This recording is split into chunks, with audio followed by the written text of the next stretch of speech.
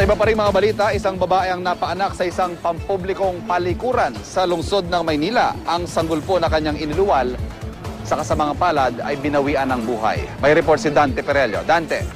Yes, Ivan, pasado alas 7 nga kagabi nang madiskubring patay sa loob ng public toilet ng Barangay 365 sa Santa Cruz, Maynila, ang isang bagong silang na lalaking sanggol.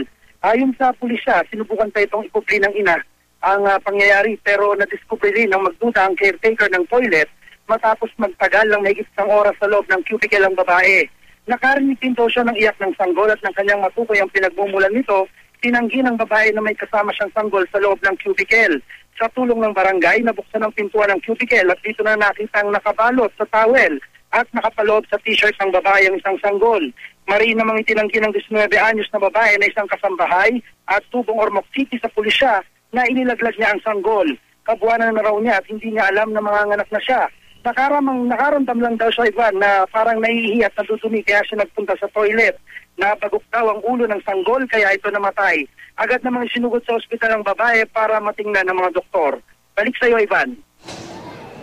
Maraming salamat sa iyo, Dante Perello.